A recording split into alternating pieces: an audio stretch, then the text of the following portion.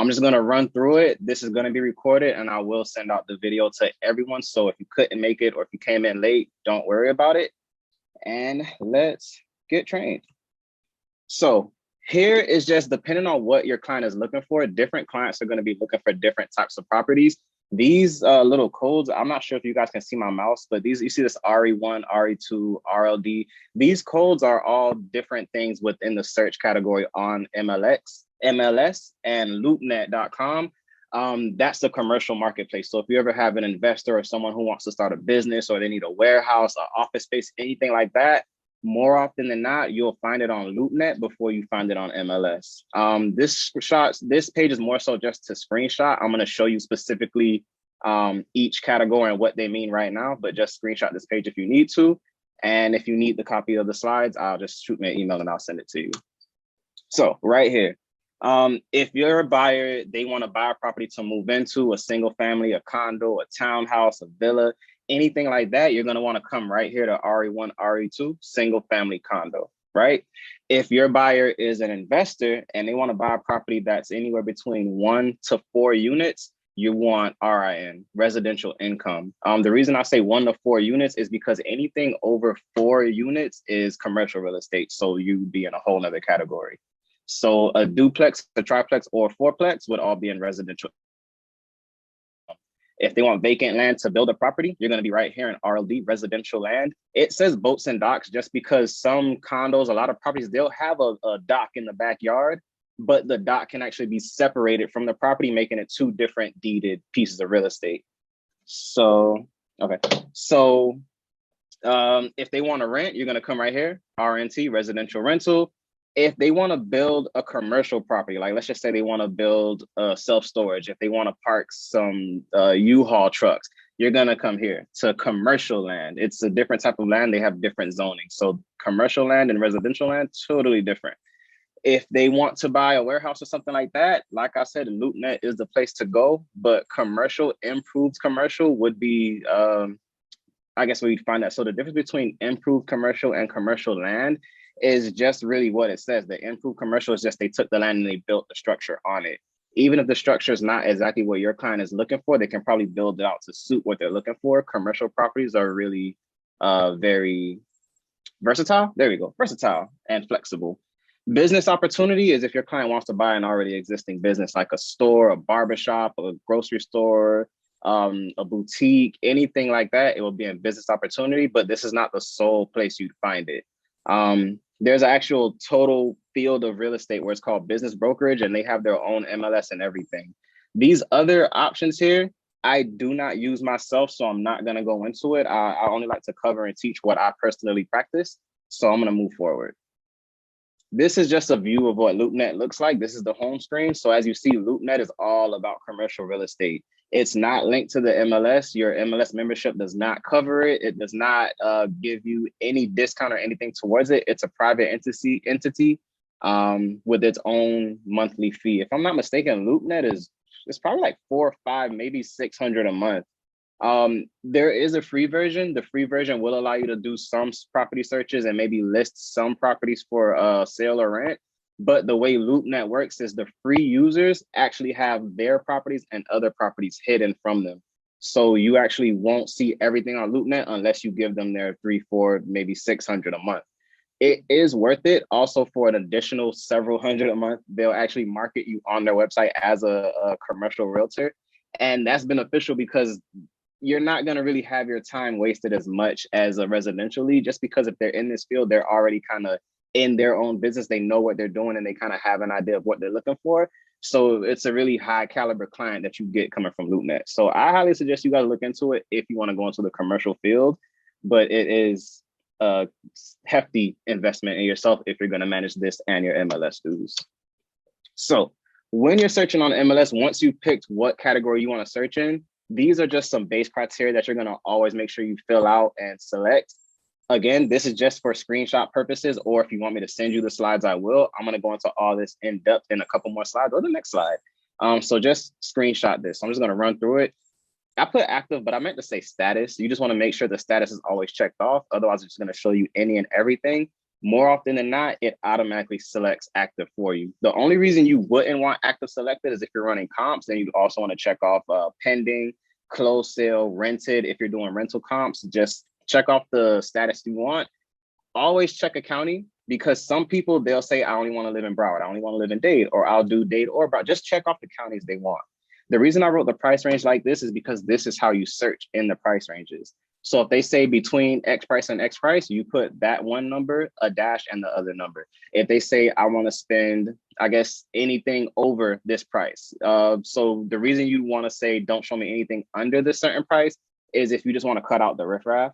Like if your client has an extensive budget and you know anything they're looking for in this area, it's not going to exceed their budget, but there will be things that are just crappy and you just don't want to waste their time looking at. That's when I'd go with this one right here, the minimal price. This one will show you everything under a price. So we got price range, anything over a certain price, and anything under a certain price.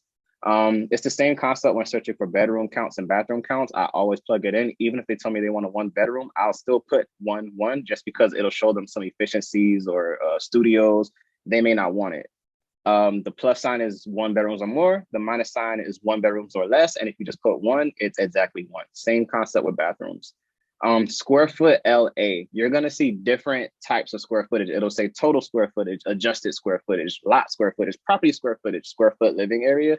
This is the one we mostly care about, square foot living area, because that's what actually the property is under AC. So that's what you're actually living in. The total square footage, that includes the shed, not the shed, but that includes the garage, the carport, the little back patio.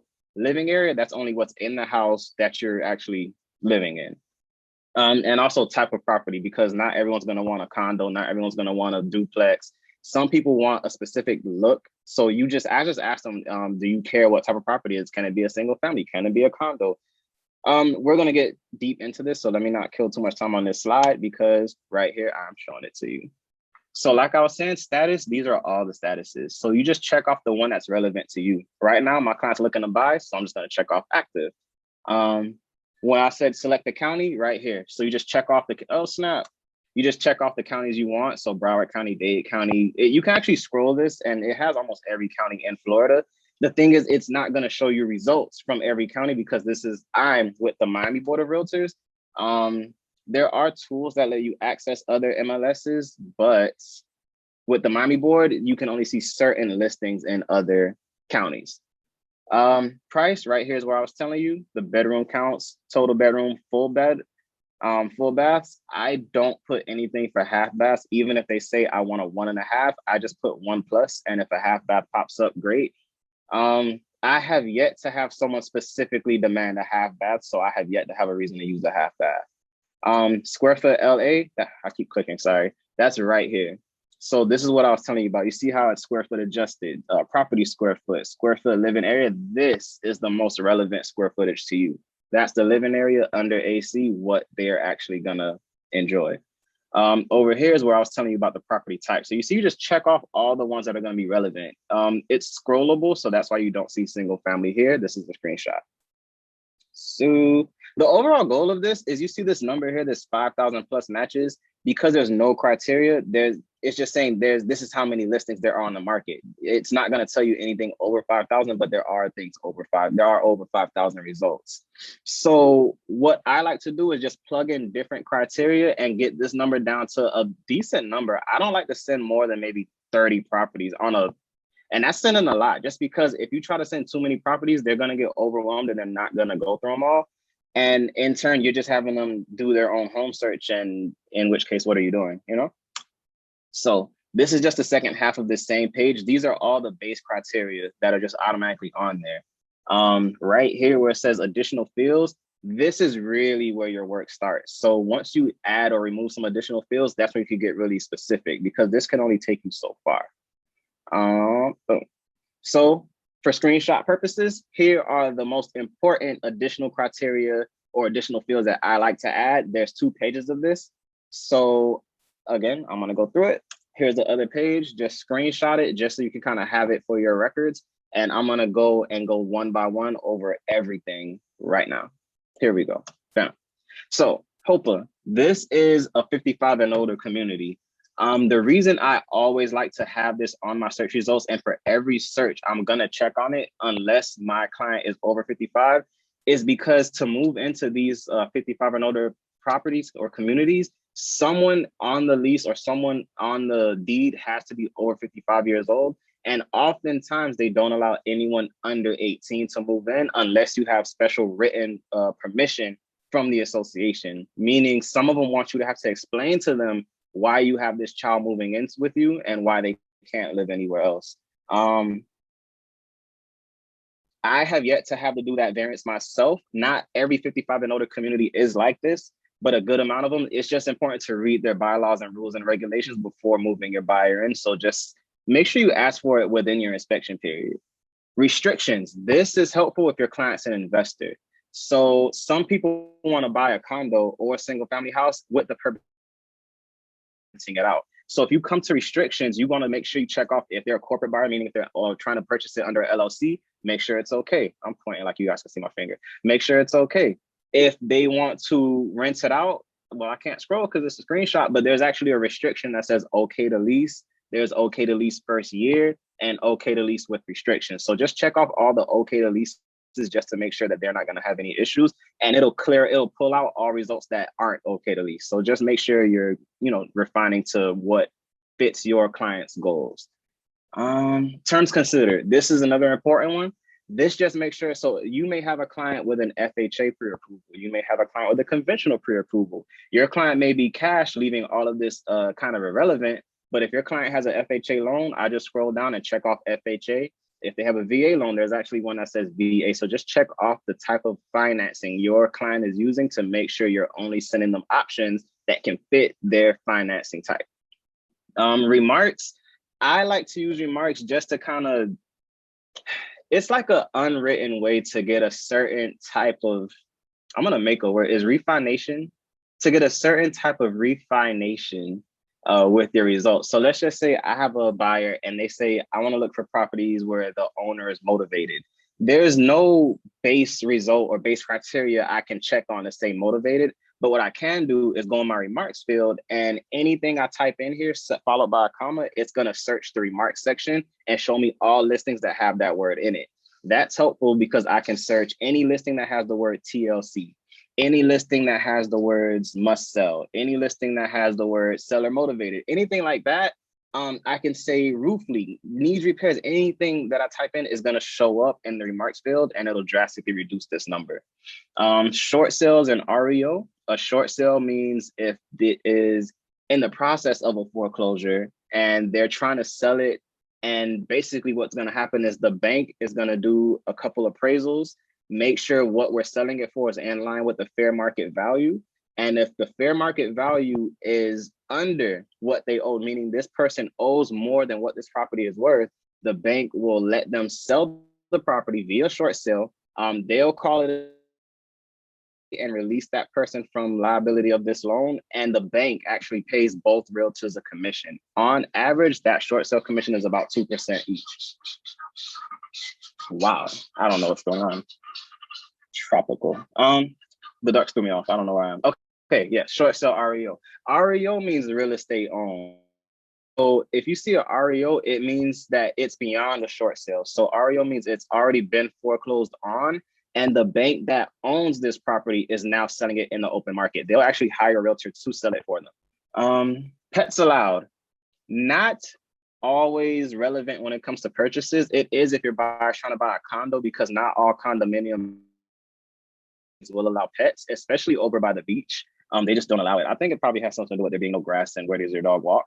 But just if your client is a animal person, or maybe they have like 5 Rottweilers or something, pets allowed is definitely relevant to you. If it's a rental, always ask if they have pets, because even if it's a single family home, that owner can still say pets.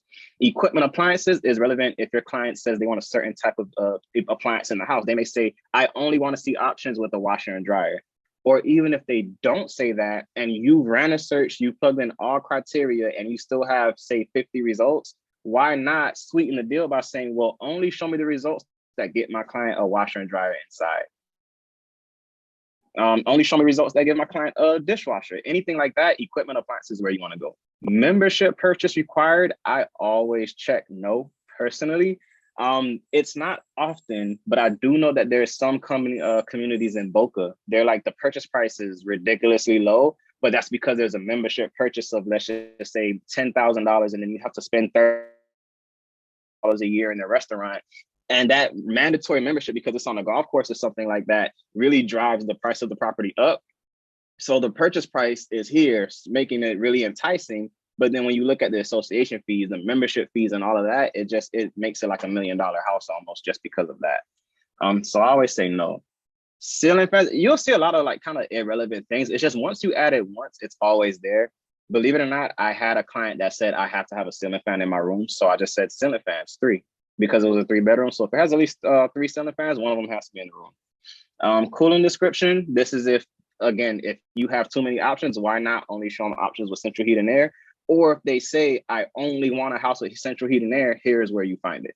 Okay, moving on. Type of association. This is going to be most, what is the word I'm looking for? I'm drawing it, but this is going to be most relevant when you have a client that, let's just say they say, look, I want a house here, here, and here, but I don't want an association. That's fine. I'm going to come here, type of association, and hit none. Or voluntary. I've never personally sold in a voluntary association. Sorry, people are texting me.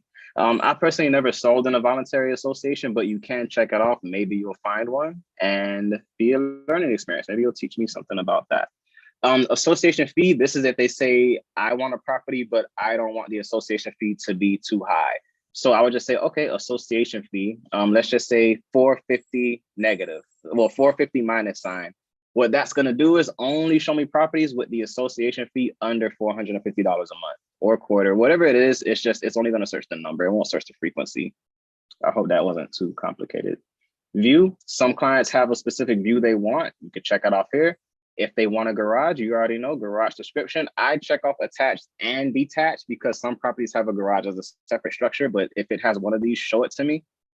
Occupancy is most relevant if, number one, you have a client that says, I need to move ASAP, or they say, I want to see something today. So I'm going to come to occupancy and say, only show me units that are vacant, right?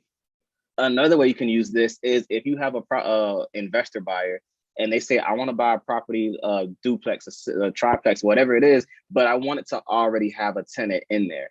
So to do that, I'm going to come to occupancy information and scroll down to tenant occupied and click on that. So that's how I'll do that. Security, oh, I gotta stop clicking. Security information is pretty self-explanatory. Some people, they want a gated community. They want something with a call box. They want a doorman, they want security. You just check off whatever it is here. You'll often get people that say, I need something on the first floor. Maybe they're older, maybe they have leg problems, they're disabled, whatever the case may be. Some people just don't like heights. Right here is where you narrow that down, unit, floor, location. And again, all of this is stuff that I had to manually add to my criteria. Interior levels is if they want like a 2-story home. So that's there. Total floors in building.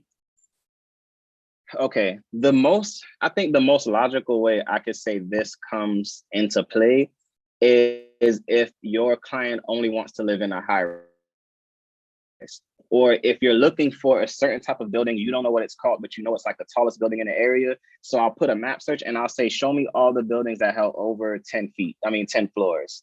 You know, so that's kind of how that'll come into play. Construction type, you'll most often see concrete block and frame with stucco. The frame houses tend to be cheaper because they're cheaper to build, but you can really tell the difference if you go up to the house and like knock on the side of it. Well, actually, here's a wall. So this wall is concrete block. So I'm not sure if you can hear that, but it sounds like concrete. Let's just say this desk is stucco. Stucco sounds like that. You knock on the house and it sounds hollow. That's a frame house. The reason people don't tend to like them, number one, this is Florida. So we have a huge issue with termites. We have a huge issue with hurricanes. We don't really have a fire. We don't have as many fires as states like California and New York. We also have humidity and moisture issues. So having that frame house, which is kind of hollow, it just turns a lot of people off. A lot of frame houses are here since the 70s, the 60s, maybe the 40s. So, I mean, they're doing something right, but it just turns people off. They leak, they rip open. I've seen it. I don't like it. I wouldn't buy it. Okay, let's move on. Okay, so this is just the second half of this. Well, I think, yeah, this is the second half of this. Uh, Another way, if they say they want a 2-story house, you've seen on this one, I have interior levels. I don't know why. They do a lot of redundant things. So I just added both design description, so I can click 1-story or 2-story, and I added interior levels. The reason I have both is because this is really subjective. So if you've ever input a listing, we'll do a separate class on this, but when you input a listing, it's like this huge 4-page, 80 field per page thing you got to fill out. And the listing agent, one by one, is individually plugging in all this information. Some of them are going to put that it's a 2-story house here and describe this design description. Some of them are going to put it here in interior level. So it's really up to their knowledge based on experience to put it in the right place. So I just search both and see what I get. Boat services, I rarely use this. I added this for one person and just never took it out. They had a boat, so I just said, okay, let's just make sure we can put your boat somewhere. But if you don't really need this right now, if you do, here it is. It's a thing. So if you're doing a rental, it's more so the same additional criteria you're gonna want to add. There's a couple differences I'll show you now, but just screenshot this just so you can kind of see the rental difference. I'll send you the slides if you need it. So here's the rental search. As you see, it looks very similar, but there's slight differences. For example, type of property, you now see apartment. You couldn't buy an apartment in the last one. So let's move on to the bottom of the page. Not much to go over. You still see it's the same thing. You got amenities. I think this is also the same because you can purchase a condo with amenities. But right here, we're going to add some additional fields.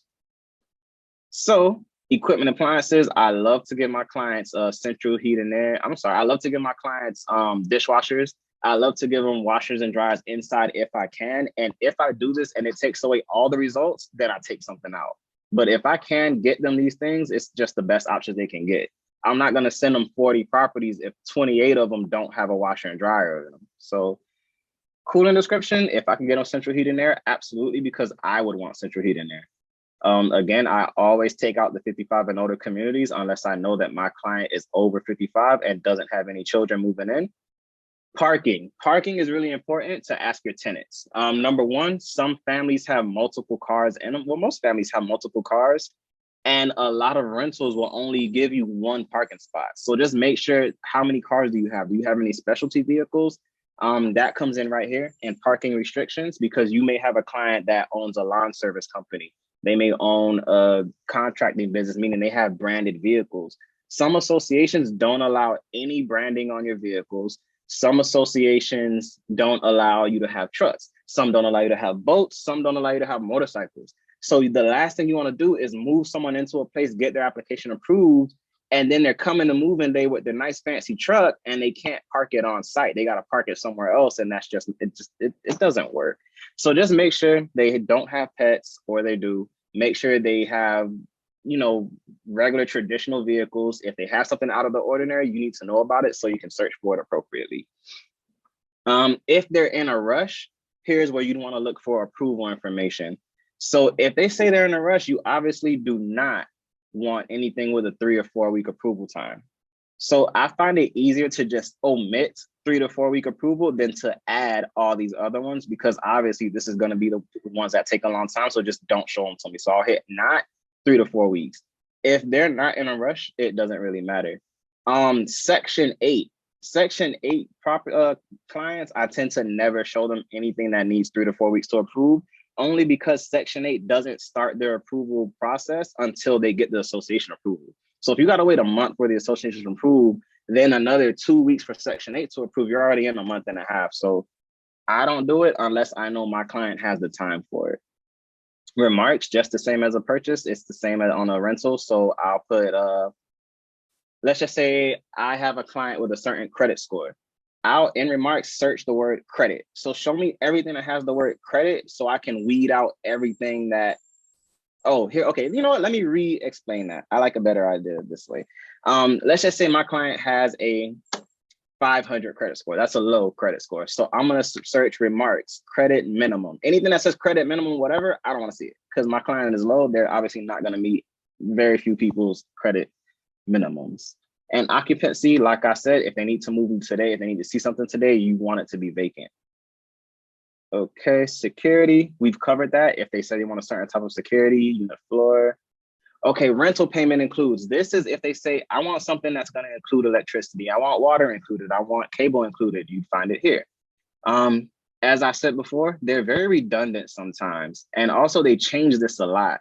So I always just add both options and I'll try one, then the other. Because if you try both, you're just going to delete all results. I don't know why, but just try one, then the other and see which works better. Lease term info is important if you have someone that's looking for a vacation rental. Maybe they only need like 10 months, 6 months, or you want to weed out all the vacation rentals, because if someone's looking for property on the beach, you're going to see a lot of short-term rentals there. So you just want to click not less than 1 year, or you want to click 1 year with renewal option, more than 1 year. This does not mean like the lease is going to be a 3-year lease, because we can only write 1 year leases as realtors. The more than 1 year, from my interpretation, is they will let you stay in the property more than 1 year. So you can get a 1 year lease and it's renewable. So I think this and this are the same. It's just a redundant way of doing it, but I just read the remarks either way. 1 year only. I don't look at this one as you can only live there for 1 year and gotta go. I look at this as we will only do a 1 year lease. Don't ask me for a less than 1 year lease. That's how I see it. Oh, let's go back. Again, pets are important. The view is important. And I believe that is the gist of this part. So some pro searching tips. If you need to look for a certain community name, let's just say you see a property, you don't know what the community it's in. If you look at the legal description, usually the first word in the legal description is the subdivision that it's in. When you're searching for a property on the MLS home screen, let's just say you're looking for 125 Main Street, don't type 125 Northwest Main Street, Pines, Florida 33025. Just put 125 NW Main. Don't put street, don't put the city, don't put any of that. You want to search very broad or it won't show you any results. I don't know why. When you're doing a search, I find it best to start with a broad range and then add criteria to slowly narrow it down until you find those perfect properties to send to your buyer. If you try to just go straight for that perfect thing, you're number one, gonna weed out a lot of possible good options.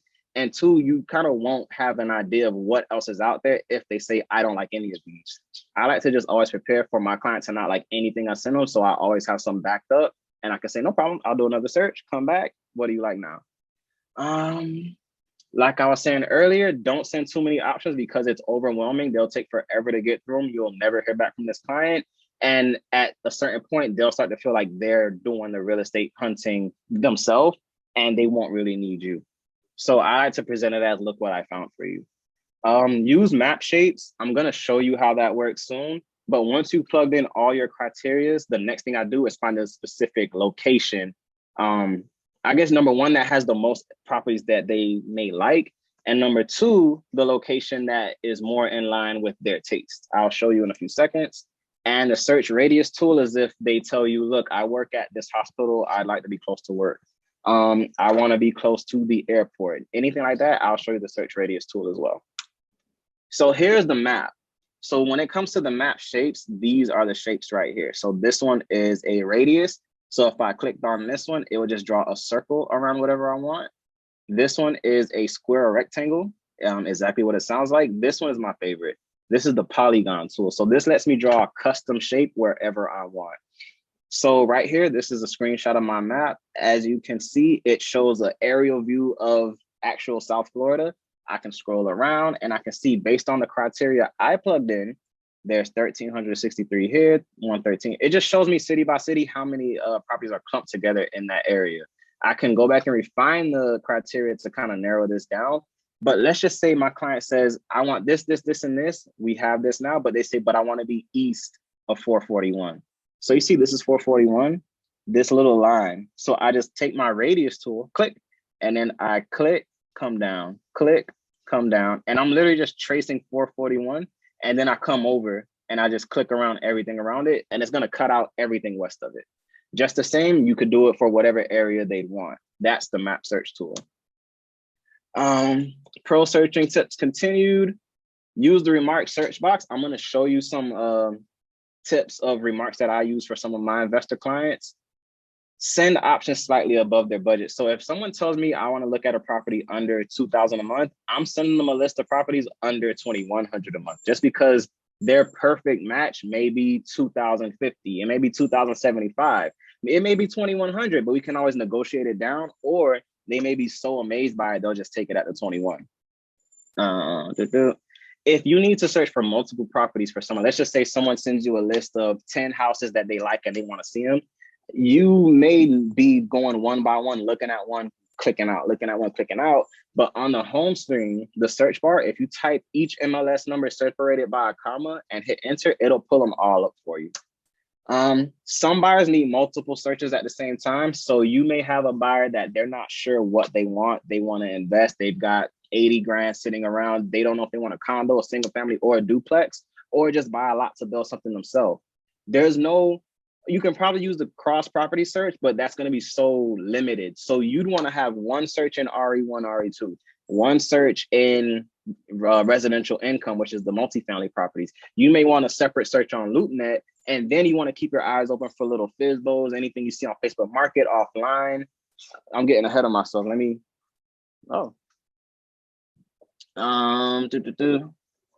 Okay, so right here is what I was just talking about. You'd want to use the MLS, LoopNet, local listings, and keep an eye out for FISBOs. The reason I say this is because let's just say you see a property that's off of MLS. A lot of realtors just shut them out and just think, oh, there's no commission offered immediately, I can't sell it.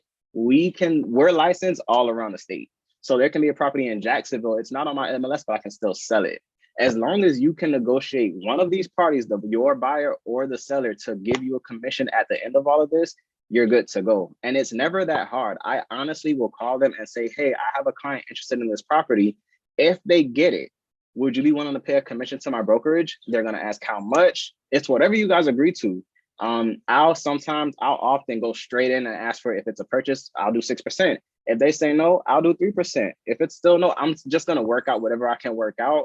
And whatever I'm short, I'll talk to my buyer. If your buyer's an investor, more often than not, they understand how MLS works. So they will, sorry, I got thrown off. They understand how MLS works, so they'll have no problems paying you a commission. I've done it several times with several buyers, and they've had no issues paying me my commission because they got a great deal that no one else even knew about. And shop by developments with this box right here, subdivision, development, complex, and legal. I'll show it to you, but it's just a box where you can, sorry, I'm popular right now, where you can just search by name. The reason you would need that is if you have a client that says, oh, I want a property in Monarch Lakes, I want a property in Silver Lakes, this is where you're going to go for it. Another way this box comes in handy is if you're running comps. So if you have a property in Huntington, right? So you'd want to come here and type Huntington. So it's only going to show you properties in Huntington, because I know we're all taught to do our comps within 1 mile, but I personally, like to do my comps only in the same subdivision. I don't really care what happened in the complex across the street, because they tend to have different association fees, different amenities. The houses don't even look the same. Everything is just different when you jump from subdivision to subdivision. So I just keep my comps as specifically as possible. And I'm more often than not very close to what the appraiser says. So I rarely argue with appraisers. Notifications and follow-ups is really important. So when I run a search, it doesn't matter if they're trying to buy something, if they're just a tenant, if they just wanted to see it out of curiosity, I'll save the search as an auto notification. And what that does is every day or every time something that fits this search criteria comes up or falls into our search criteria by way of the listing agent making the change, it automatically sends an email to our buyer. And by doing that, they think that we're actually on MLS every single day running the search and sending them what we found, because it sends it from us to their email. As you're sending these things, just make sure you're keeping an eye on your home screen. On your home screen, it's going to show you like a little hot sheet.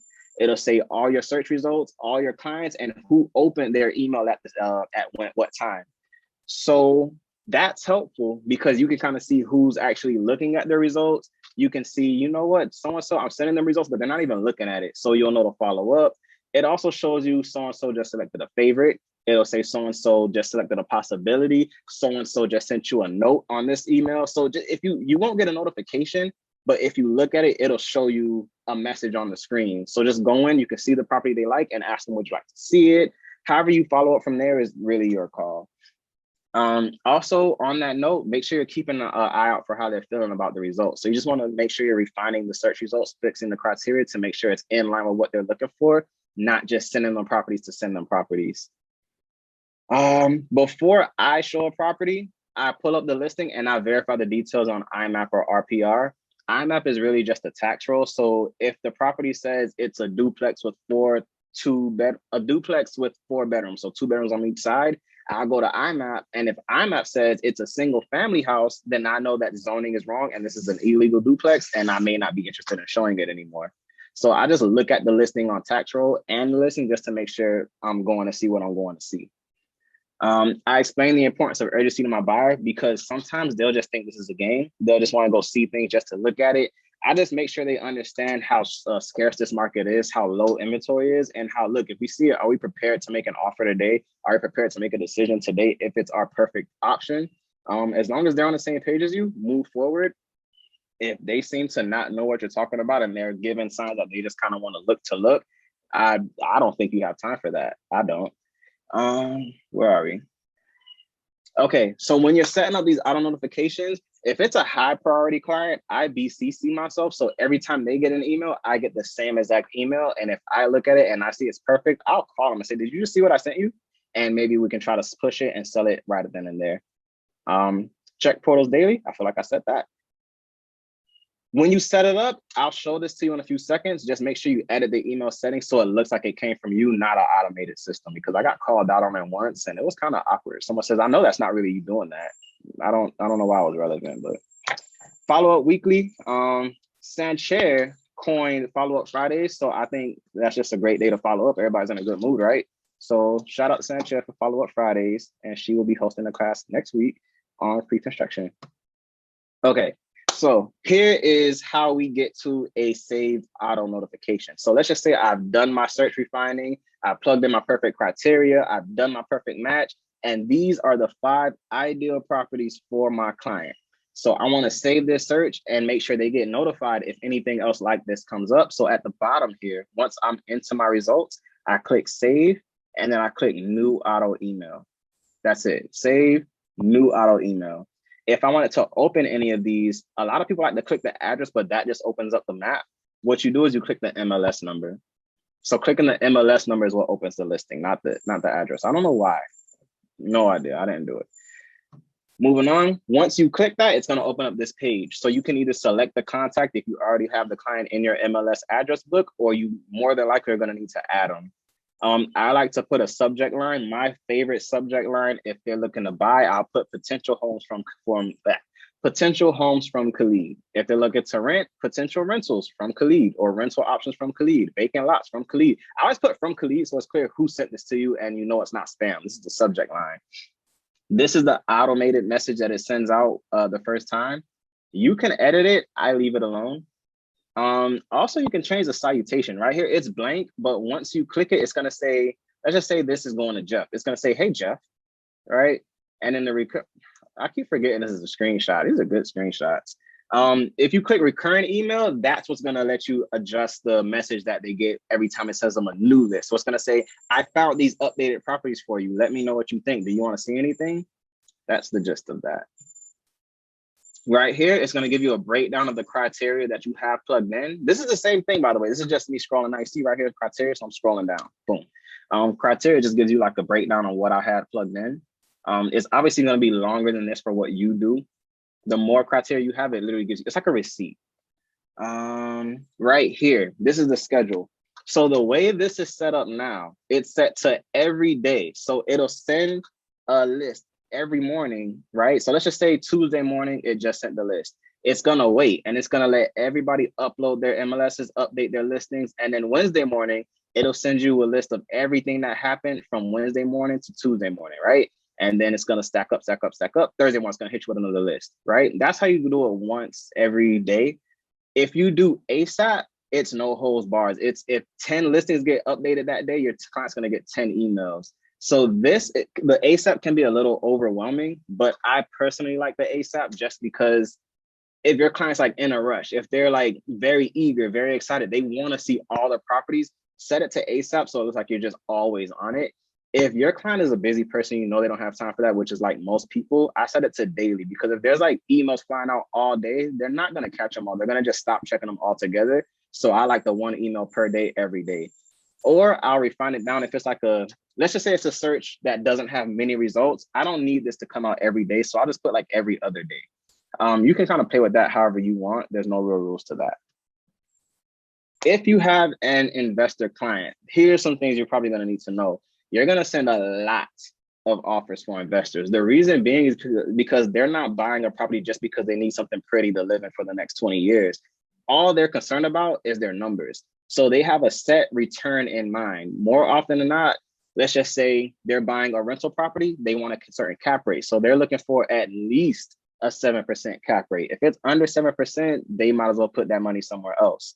A decent, attractive cap rate is like 11%, 12%, but you're probably only going to get a cap rate like that in I call it a lower income area, where you kind of have to, you'd more than likely be switching out tenants a lot. The way cap rates work is the higher the return on investment, supposedly the more risky or more work the investment's supposed to be. That's why a savings account gives you a fraction of a percent, because you don't have to do anything.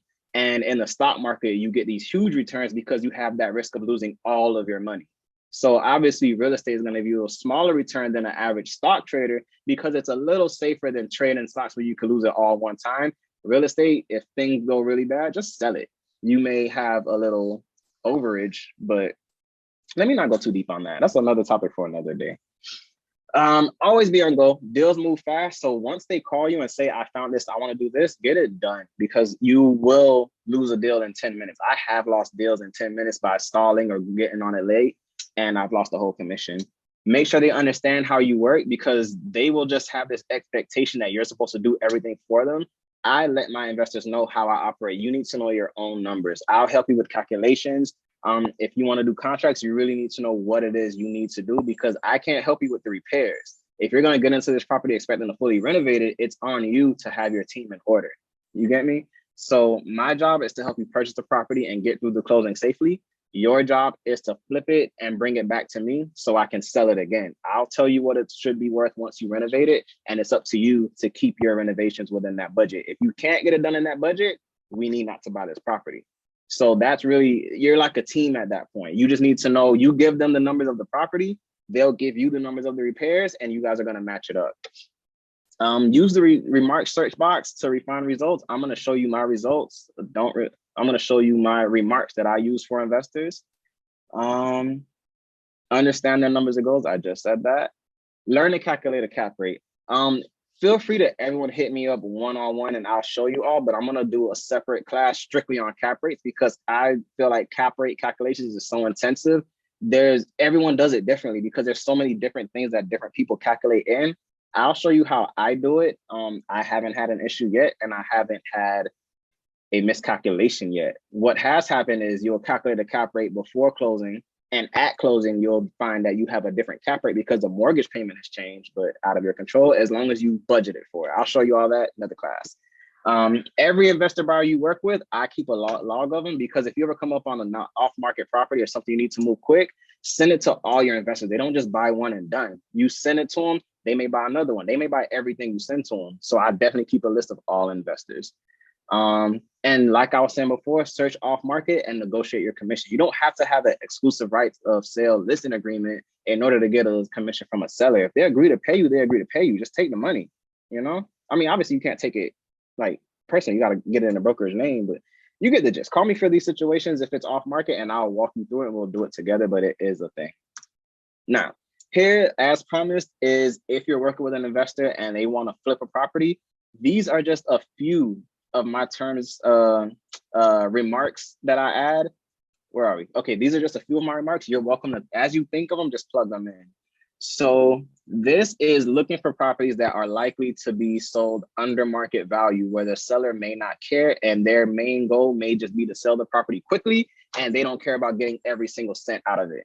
So if the listing has any of these words, cash only, conventional, FHA, you'll notice I have these little, what do you call these? Columns? colons, they're not quotations. They got the one line. This ain't damn reading class. I don't got to do this. But all you care about is having the word, and you see this little asterisk is. The reason I have the asterisk there is because the asterisk symbolizes similarity. So if I were to type asterisk fast asterisk, it now shows me everything with the word fast or anything remotely similar to fast. So if it says FSAT, if they spelled it wrong, it's still going to show it to me. FHA 203K rehab, I put the asterisk, so it'll show me rehab, rehabbing, rehabber, rehabbed, anything similar. So just so you can get the gist of that, but you don't need these little things. Explanation, colon, quotations. Somebody message me what these things are called, please. Thank you. Moving on. Oh, screenshot this. Screenshot this. A couple seconds of screenshot, take a picture, or ask me for the slides. Things to check in the listing. So once you're on the listing of your go-to property, screenshot this. Here is all the things you're going to want to look at. So you're going to want to check days on the market, what type of property, the commission. I'll get into it in a few seconds, but screenshot this. Once you're on the property, in addition to the things you're going to look at, these are the links you're going to want to click on the listing. Screenshot it. Attachments, property history. These are all things you're going to want to open up. That'll give you a lot more information. So when you go show it, you're prepared. So like I was saying, the biggest thing a lot of people overlook is the attachments button. You see these little these three blue or gray pieces of paper here. This is not always here. When you see this, always click on it. It's going to be either a seller's disclosure, maybe association application, maybe rules and regulations. You never know what it is. This is just some papers the listing agent wants you to see for whatever reason. Always look at it. Form simplicity. Where's my mouse? You see this little FS? If you want to write a contract on this property, you're going to click either form simplicity, the FS, which is what I like to use, or all the way over here on the right-hand side, this little blue circle with the little smiley face, that's dot loop. Dot loop and form simplicity, they're actually I got a message. Thank you, Willard. Thank you, Willard. Apostrophe. That ain't no apostrophe. That's apostrophe. Apostrophe. It is an apostrophe. Thank you, Willard. Oh man, that's Black excellence right there. I like that. Okay. So, yes, like I was saying, form simplicity and dot loop are the same exact thing. Dot loop is actually included in your Miami dues. I just don't like dot loop because I personally feel like it's slow. Form simplicity, I like it because it's linked to MLS. It autofills. I do pay extra money for e-sign abilities. I think it's $30 or $40 a year, but it's worth it. Right here, this is if you want to request a showing on a listing. You're going to click either this button or this button. They're the same buttons. It's just they like being redundant. This is the one you're always going to see at the top. This one is not always here. What else is up here that is relevant? This is RPR. So RPR is going to give you like a breakdown of the property. It'll do its own research. It'll generate a 40-page report for you, and it'll tell you its opinion on what it thinks it's worth. This one right here, this little globe with the eye on it, that's IMAP. That's our tax roll, and that's another place you go to do some property research. It'll confirm the zoning. It'll confirm the square footage. It'll confirm the layout. It'll tell you if the owner is in foreclosure or not. It'll tell you everyone who owned that property and how much they paid for it and what kind of loan they got from the time the property was built. This is probably the most powerful button on the MLS, IMAP. IMAP, IMAP, IMAP, I love it. When it comes to things to look at, here's the listing price, here's the status. Always check the status because you don't want to show a property and get to the property and this says pending sale because that means you can't sell it. So make sure it says active always, always, always if you're going to sell it or show it. Bedroom count, bathroom count, square footage, living area. See, you got all these square footage, total square footage, adjusted square footage. I don't know why, but living area is the one we care about. This property is 1,934 square feet on the inside. This 3,000 square feet, that includes this huge garage right here. There's probably some stuff in the back. I don't know what's going on, but this house is a 1,900 square foot house. They're going to try to get you with this 3,200. This is not a 3,200 square foot house. This is a 1,900 square foot house.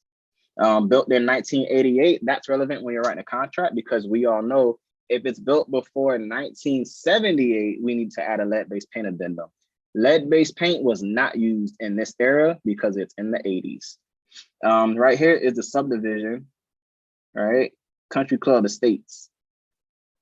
As you see, this legal description starts with St. Lucie West. I don't know. It seems like maybe this community is in St. Lucie West, and then Country Club Estates may be the development within St. Lucie West. I could be wrong on that, but more often than not, or always, the development name is in the legal description. Right here is that Housing Older Persons Act. So this is not in a 55 and older community, which is good. It does have a 2-car garage, and you see the lot size, it's on a 10,890 square foot lot. That's all this grassy area, including what's under the house, 10,890. All right, let's move. Oh, okay. These are the remarks. Always read the remarks. And the difference between the remarks and the broker remarks is the remarks is what the listing agent wants the world, the public to see. This is going to get syndicated to Zillow, Trulia, HotPads, all those websites, realtor.com, they see this. Oh, crap. Broker remarks, this is strictly for you, for me, for us, the realtors. Your clients are never going to see this. If you're ever going to print them out a copy of the listing, don't give them the full view because that has the broker remarks. You want to give them the tenant full view or any view other than the full view, really, because you don't want to give them the listing agent's contact information, obviously. You want to be the point of contact between the two. This is just where they want you to see whatever it is they want you to see about the listing. Interior equipment appliances. If you want to make sure it has a dishwasher, a washer, a dryer, whatever, equipment appliances is where you'll see that. Restrictions. This is where I was telling you, you'd find out if it's okay to lease or not. This is where you'll see if association approval is required. It really just breaks down everything. I'm just kind of showing you where to see what. Water and sewer, if they ever ask, is this property on a septic tank? Right here at the bottom of every listing, you're going to see sewer. It'll say public water will be well, and sewer will say septic. That'll be the, I guess, I want to say opposition, but it doesn't make sense. But that would be the opposite of this, okay? Right here, I don't know if it's okay to show this and record it. I probably just won't put this on YouTube. The application fee for the association, you see right here, it's $150. The association fee is $144 per month. See that? Securities included in your monthly dues. The taxes are $6,350 a year as of 2020. And right here where it says tax info, this is where you'll see if it has a homestead exemption or not. This house does not seem to have a homestead exemption. Terms considered, you see they will take an FHA loan, they will take a VA loan, and they will take a conventional loan, and they'll take your cash. Sometimes it'll say cash only. Sometimes you won't be able to use your FHA or VA loan, but look here just to make sure whatever your buyer's trying to do is here. If your buyer's paying cash, don't worry about it. I don't think I've seen anyone yet to say I don't want cash. And right down here is really where you just find your contact information. If you want to know how much money you're getting paid, right here, buyer's agent commission, transaction broker commission, and non-representation commission. We are transaction brokers, so we're going to go for this 2.5%. Just always check here, because sometimes you'll get here and an agent will try you and they'll say, we'll pay you $100, but the purchase price is like $350,000. So it's like, I'm not showing that. You have every right to say this commission is not enough for me. I am not showing that house. If you do get in this situation, you can always talk to your buyer about paying you a commission. Just obviously don't be, can I say douchey? Don't be douchey about it. This is my company. Say what I want. I can't see why you would need to see this, but list type exclusive agency, this is not an exclusive right to listing agreement. So if I'm not mistaken, I could be wrong here. Oh, thank you. I just got a cash out. If I'm not mistaken, this one is whoever sells it gets the commission. So I'm not sure if that is an error or not, but that is that. I just want to make sure I'm covering everything on here before I leave this page. Oh, days on the market. This is very important.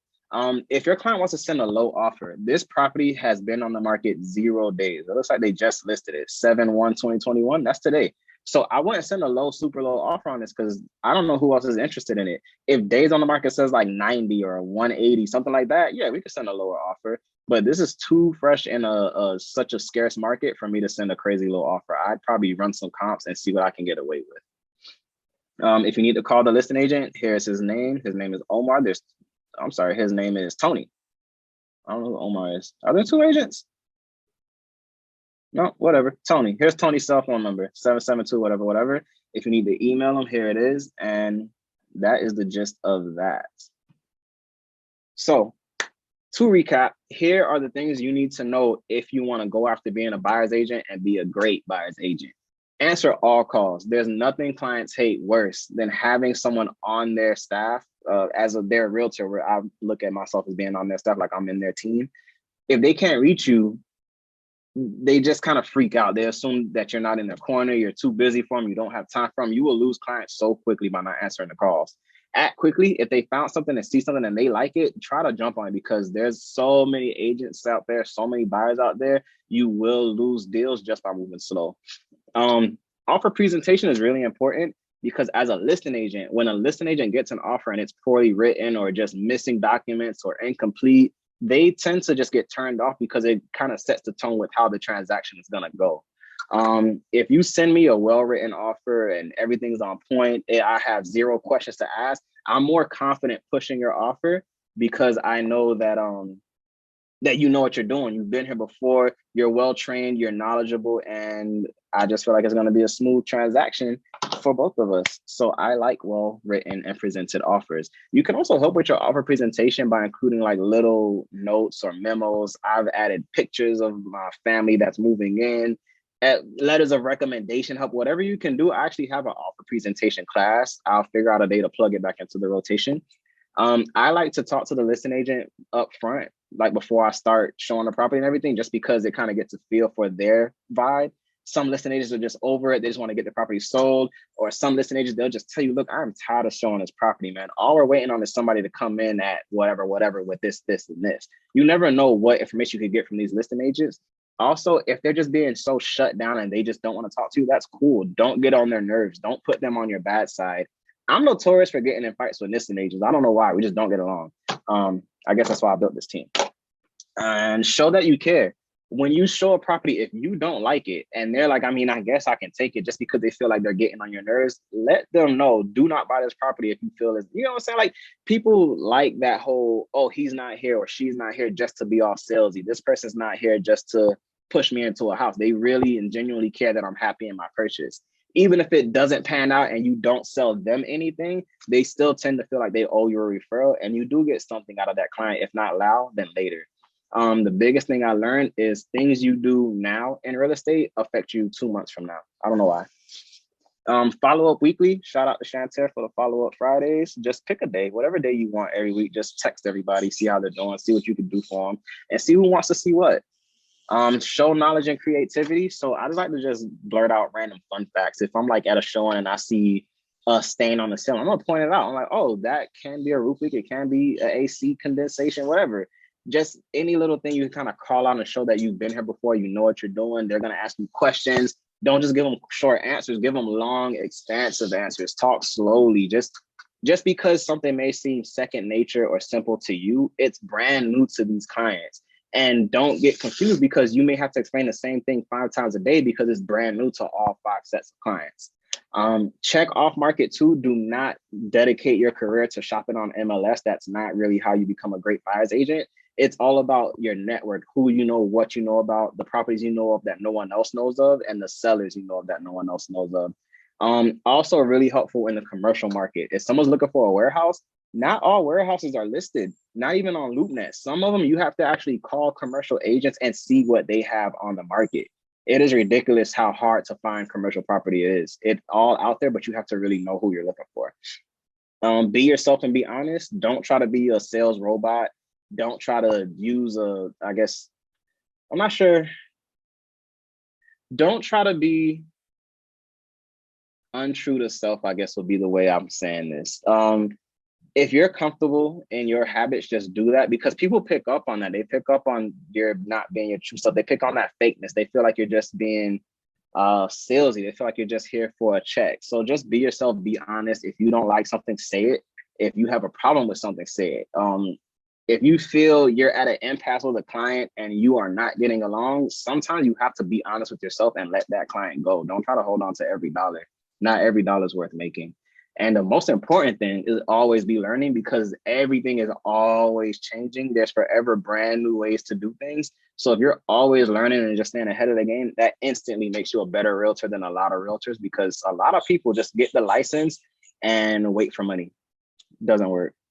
I believe that's the end of this slide. Does anyone have any questions on anything before I end this? All right. You guys can always call me. You guys can always text me. Shout out to Sancher one more time. I don't know if she's here. Let me see. Can I see her? Okay, no, she's not here. So Sancher is gonna do a class next Thursday, and we're gonna go over how new construction sales and pre-construction sales work. She's gonna tell us how Lennar Homes operates, how you can bring your buyers to Lennar to get into pre-construction properties. And I think we're gonna try to cover how to market pre-construction properties as well.